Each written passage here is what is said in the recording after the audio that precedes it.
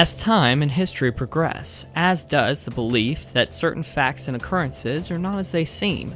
As more and more classified information surfaces, people have become far more accepting to the creation and adherence of conspiracy theories. While many of these theories' creators have been stereotyped as attention-seeking lunatics, a good deal of them have received historical and scientific confirmation for their beliefs.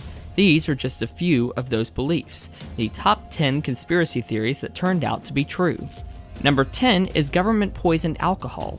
During the days of Prohibition, illegal sales and consumption of alcoholic beverages were rampant. So much so, the government decided to crack down on these drunken criminals by encouraging manufacturers to poison their liquor. You heard that right.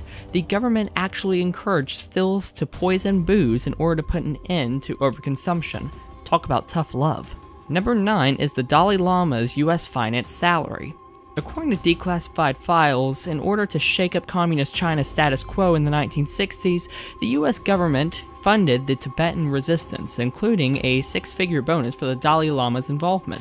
I kinda want to start a revolution now. As long as I support US values, I can make 6 figs just by playing a part. Guys, leave comments for a catchy revolution name. This is a goldmine idea.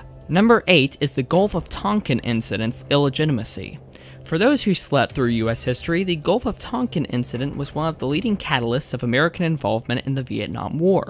The story told for decades was that U.S. naval ships were attacked by North Vietnamese naval ships in the Gulf of Tonkin. In the following years, confirmed accounts indicate that this event never happened, and thus delegitimized U.S. involvement in the Vietnamese conflict. Usually I make a joke at the end of each listing, but I felt convicted to refrain from it in honor of those who served. To the veterans watching, I, along with millions in this country, am indescribably grateful for your service. Number 7 is a real Canadian gaydar. In the 1960s, the Canadian government financed a psychological project dedicated to the manufacturing of a real gaydar, which one could determine whether or not someone is a homosexual. I seriously think the concept of this device alone is comical enough to supply a laugh for this listing. Number 6 is the heart attack gun. In 1975, when Congress investigated the CIA, one of its deadliest secret weapons was uncovered, the heart attack gun. This thing is actually pretty self-explanatory. The gun would shoot small poison darts which were able to penetrate clothing and skin. The dart would then inject that poison into the bloodstream, inducing a heart attack. Victims compared the shot to that of a mosquito bite in terms of pain. The poison would also denature quickly, so autopsies could not indicate foul play. This gun is actually terrifying, especially if it were used in Mississippi, where heart attacks are so common they're inconspicuous. Number 5 is MK Ultra. If you've ever watched the incredible show Stranger Things, this next one probably sounds familiar. During the 1970s, the US government tested hallucinogenic illicit drugs on subjects, many of which were not completely aware of the experiment's processes. Subjects were permanently affected by these experiments, leaving many with long-term mental disabilities. Noting once again that this is a serious matter, I will refrain from cracking a joke and instead will plug Stranger Things because, man, what a great show. It's on Netflix, go check it out. Number 4 is Operation North Woods. In the peak of tensions during the Cold War, the CIA had a project under wraps called Operation North Woods, which basically implied US-funded terrorist attacks on the homeland to blame on Cuba and give reason for a full-scale conflict against them. It was set to be implemented until President John F. Kennedy, one of my personal favorite presidents, rejected the proposal and killed it immediately. While JFK might have saved the lives of hundreds, probably thousands, it wouldn't be far-fetched to think that such sudden, retaliative action might have led to federal involvement in his assassination.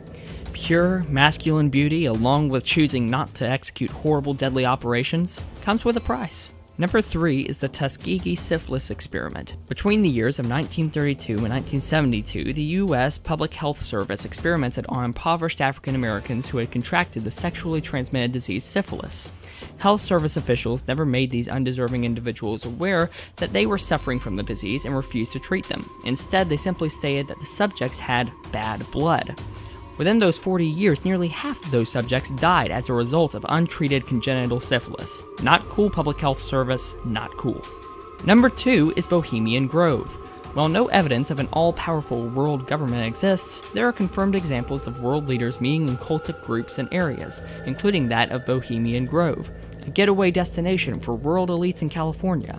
While most of the activities set for this vacation spot include the usual drinking, socializing, and general misbehaving, there is evidence of the practice of rituals involving a giant wooden owl. Perhaps the Owluminati is at work here. Seriously? Owluminati? I guess that's what we get for holding scriptwriters here against their will. Hey, get back in the cellar! And number 1 is NSA surveillance of your every move. Yes, in response to the 9/11 attacks, the government, in an attempt to prevent another horrific terrorist act, has taken steps to conduct widespread surveillance across the country.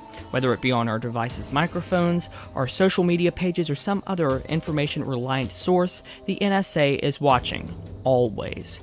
It may be unconstitutional and an invasion of privacy, but if there weren't some big brother monster to defeat, Senator Rand Paul would not have a job. So,